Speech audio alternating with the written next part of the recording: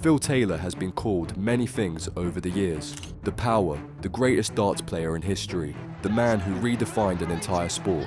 But today, at 65 years old, he's something else. Retired, rich, and living a life that fans never quite imagined. Over his career, Taylor earned an estimated £7.5 million in prize money alone, not counting sponsorship deals, exhibitions, and personal appearances. That fortune put him in a league of his own within darts, a sport where most players scrape by on modest winnings. But what does life actually look like when you've dominated for decades, built a legacy that can't be matched, and then step off the stage for good? The answer is far more surprising and far quieter than anyone expected. To understand Phil Taylor at 65, you have to rewind to the final days of his career. After more than 30 years at the very top, 16 world titles, and thousands of matches under his belt, Taylor's body finally began to betray him.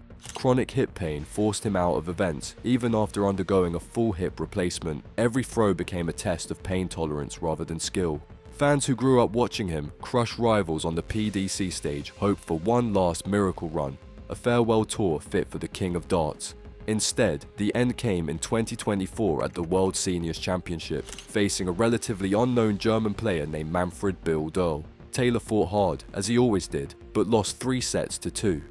There was no grand send-off at Alexandra Palace, no fireworks, no confetti, just silence that felt heavier than any crowd roar. And then, in early 2025, he made it official. No comebacks, no half measures. Phil Taylor was done with competitive darts forever. It wasn't a defeat, it was a decision. After 4 decades on the road, he chose to step away on his own terms. But walking away from the Yoki didn't mean disappearing from the sport. Retirement for Taylor meant something very different. Turning down flashy TV deals, mentoring the next generation, and finding a quieter happiness that had always eluded him during his years of relentless travel and pressure. And this is where his story really begins. Because while many expected the world's richest darts player to vanish into luxury, what he's actually doing with his £7.5 million fortune is very different from what fans imagined. For most of his career, Phil Taylor played through pain. Tendon strains, stiff backs, endless travel. He brushed it all aside, but nothing compared to the agony that hit him in his 60s. His hip wasn't just slowing him down, it was breaking him. He later admitted it was the worst pain of his life, worse than the pressure of a sudden death leg at the World Championship, worse than anything he'd faced on stage. He went under the knife for a full hip replacement, but the road back was brutal. Recovery dragged on for months. Training sessions that once felt automatic suddenly became impossible. For a man whose game relied on precision, posture, and perfect alignment, even the smallest imbalance made every throw feel wrong. Fans kept hoping he'd find a way back, even just for the odd exhibition, but Taylor knew the truth. His body had made the decision for him. That was the hardest part. Not the loss of titles or prize money, he had plenty of both, but losing the rhythm of a life built around competition. Since the early 90s, he'd been on a relentless cycle of travel, practice, and big stage pressure. Now, for the first time in decades, that routine was gone. And then came the offers. TV networks wanted him. Sky Sports dangled a cushy contract that would have kept him in the spotlight. Many thought he'd take it, but Taylor surprised everyone. He said no. The hours were too long, the travel too heavy. He'd spent too many years living out of hotel rooms to chain himself to another schedule. Instead, he chose something that suited him better, the Modus Super Series. As a pundit and occasional host, he could still share his knowledge, still keep close to the game, but without the grind of endless flights and cameras. Fans tuning in quickly realized this wasn't Phil Taylor, the showman. This was Phil Taylor, the analyst. Sharp insights, dry humor, stories from decades at the top, but all delivered on his terms. And there was more.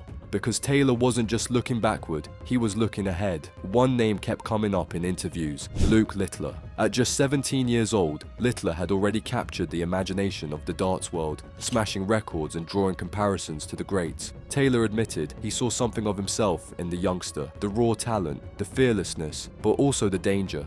At 17, Taylor had been working in a sheet metal factory unknown to the world. Littler, by contrast, had the spotlight of millions on him already. Taylor understood how fame could crush someone before they even hit their stride, so he stepped in quietly, not as a coach, but as a mentor. He's spoken about helping Littler focus, block out distractions, and avoid the traps that come with sudden celebrity. It's a full circle moment, the legend guiding the prodigy, not because he has to, but because he knows how brutal the road can be when fame arrives faster than maturity. But away from the oche and the cameras, Taylor was also learning to live a life he had long postponed. For years he'd missed birthdays, anniversaries, and ordinary family moments while traveling across the world. Now, with 4 children and grandchildren around him, he's been making up for lost time. Those who know him say he values a barbecue with family more than any trophy these days. His personal life hasn't been without challenges. His marriage ended back in 2005 after 22 years, and since then, he's kept relationships private. But what's clear is that at this stage of life, he values peace and privacy more than fame.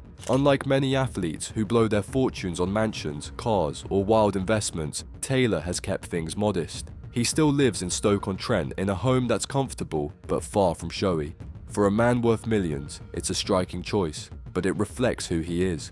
Flash never suited him. At 65, his fortune isn't about showing off, it's about stability, the security to choose how he spends his time without being forced back into the grind. He can afford to say no to TV contracts, he can afford to mentor on his own terms, and he can afford to finally put his health and family first. But this shift to quiet living doesn't mean irrelevance, because even from the sidelines, Phil Taylor still casts a shadow over darts. Every rising star grew up watching his dominance. Every fan still chants his name. And the structure of the modern game, from prize money to global reach, exists largely because of what he built. Phil Taylor's official career prize money sits at more than £7.5 million.